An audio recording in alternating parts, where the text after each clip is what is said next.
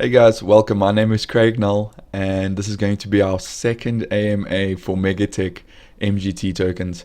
Today we have a special guest, namely Wessel Sevenster. He's going to be answering a few questions from the technical side, as he is one of the directors of the company. Consider yourselves lucky.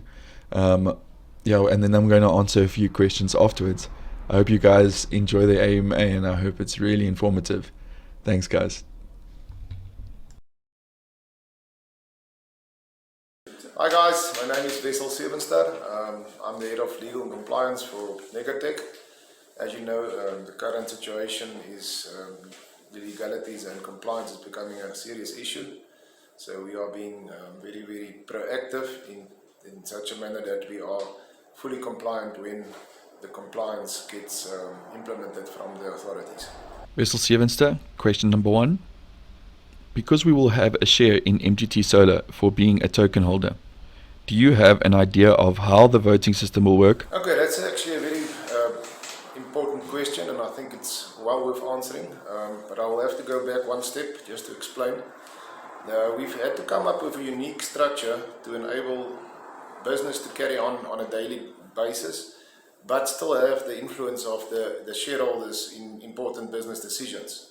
So what we did is we registered MGT Solar, which is the operations company and the owner of the solar plants and all other projects going forward. Then, because we're dealing with fractional ownership, we can obviously not have tens of thousands of shareholders in this particular company, but we want to give direct shareholding to the token holders. So what we did is we then registered the secondary entity, which is called the MGT Custodian Company, which owns 60% in the operational company, MGT Solar. Within that second entity, there will be initially only one director. That is the escrow lawyer, Mr. Arno Nilsson. Then on the first general meeting, from the token holders, there will be a few nominations, of which then 2 more directors will be nominated and voted in, which will mean MGT Solar Custodian has got 3 directors, which will then in turn appoint one of those directors to be a director on the board of MGT Solar. MGT Solar is, as I said before, responsible for the day-to-day running of the business, the operations of the plants, the invoicing, the making sure the money comes in from the clients, and then the purpose of that second company is to ensure that our token holders, our stakeholders, has got a proper role in managing the company when it comes to very important business decisions. Now, if that structure is clear, let's go to the voting rights. Obviously, we had to adopt a amended MOI, because this is not a normal structure, specifically because we wanted to, for the first time, give token holders a direct ownership in the company that has the assets and the collateral. So what will happen is, on decisions that affect the business going forward, we will have a voting system which is already on the Apollo blockchain. We will then just have to decide still what the quorum for such a meeting will be, because this comes to this specific question is, somebody that owns 2 or 3 or 500 tokens cannot participate. If they choose not to participate, then, and we only have 50% of token holders voting, then we can never achieve quorum on any decision, and we won't be able to implement any of those decisions. So what we need to do is we need to adopt a specific quorum that will ensure that 70% or 65% of all the people that decide to vote will then constitute quorum, and such a decision can be passed.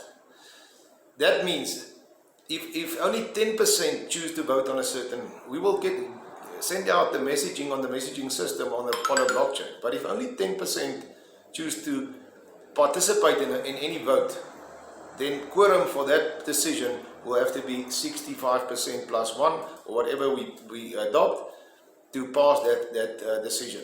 This will actually only be on decisions when it comes to selling off of collateral or purchasing new uh, plants, or then changing our business direction from only solar to any other renewable energy. The day-to-day business decisions will remain with the directors of the MGT Solar Board. I hope that answers your question. Wessel Sevenster, question number 2. Does the MGT project have a relationship with Apollo currency apart from using its blockchain? The relationship between MGT and Apollo FinTech, there is no direct relationship. MGT is a completely independent company, independently owned, independently managed. The only relation is that we chose, for very good reason, to host our token on the Apollo blockchain because of the tremendous benefits of Apollo, being security, being speed, and all the rest of it, which is in our white paper as well. So apart from hosting our token on the Apollo blockchain, there is no direct relationship. That is like saying any of the ER20 tokens has got a direct relationship with Ethereum. It's not. This is exactly the same relationship. And maybe one last important point is our involvement, me and Willie Boshoff's involvement, is because of Apollo, the choice that was made to host the token on the Apollo blockchain, because of the benefits and the features of the blockchain. We were approached by this collaboration, wanting to put this project into the crypto and blockchain space.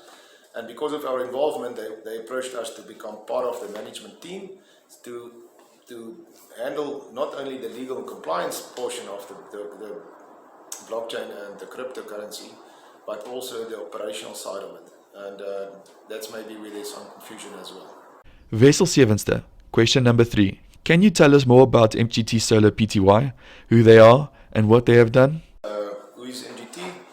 MGT was formed in 2020 through a collaboration of some of the key industry service providers with significant profiles and previous projects that was done. We've partnered with Ecogenesis, who has done enormous renewable energies projects in Africa before, not only South Africa but the whole of Africa. That was combined with MicroEdge, who is the consultants on huge renewable energies project currently and prior to our involvement. Then advisors like Arno and Joanne, they've been involved in tremendous projects in Africa before in this industry and others as well. So what it basically became is a collaboration between industry leaders, and to bring it within the crypto and blockchain environment. That collaboration was formed so that we can apply both these industries into one collaboration to raise the funding and to give a collateral-backed token to our stakeholders. Okay, thanks guys, I'm done. I'll see you next time. Keep well. Question number 1. If in a case where we would decide to transfer our MGT tokens to a different Apollo wallet, would that mean we would have to restart the waiting period to receive the benefits or dividends?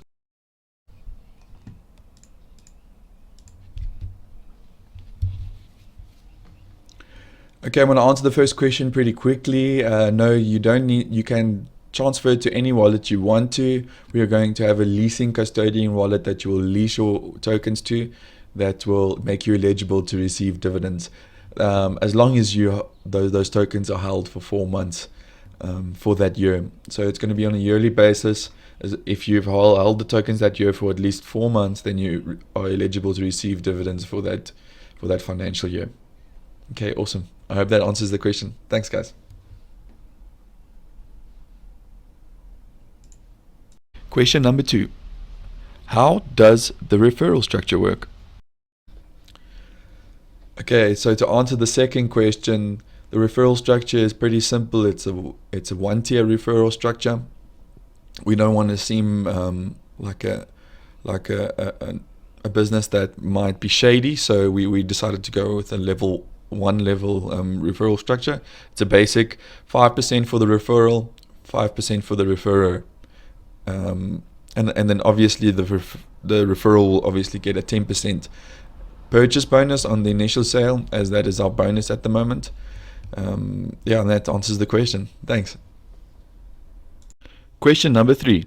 Has Megatech MGT anything to do with the mining capital coin from Megatech from 2018? I'm going to go answering this in short, and we got this many times, and it's very, very frustrating. No, we are not affiliated with any other MGT token anywhere, nowhere, Russia, wherever the case is. We're not affiliated with them. We are a brand new company made in 2020, and we have a new idea, and we only deal with green energy. We do not do any mining at all.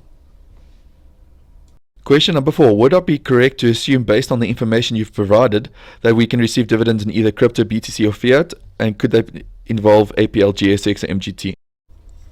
Hey guys, so to answer the next question, we will be paying out in 4 different currencies. We will be paying out in BTC, Ethereum, Megatech, and fiat. I hope that answers your guys' question. Thank you.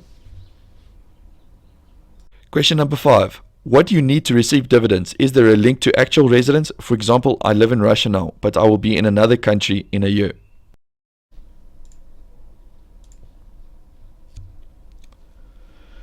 So to receive dividends, you are going to lease your tokens to the leasing custodian wallet that I spoke of before. If you guys want to know more, let us know in the Telegram about the leasing custodian wallet, then we can explain that a bit more. We don't want to make the video too long. Okay, so a link to the residence. Yes, there is a link to the residence, as you have to submit KYC to receive dividends. KYC is very important, and obviously when we do give out dividends, if the address doesn't link with what it says on your KYC, then there'll be a problem. We will contact you, and then we'll have to sort that out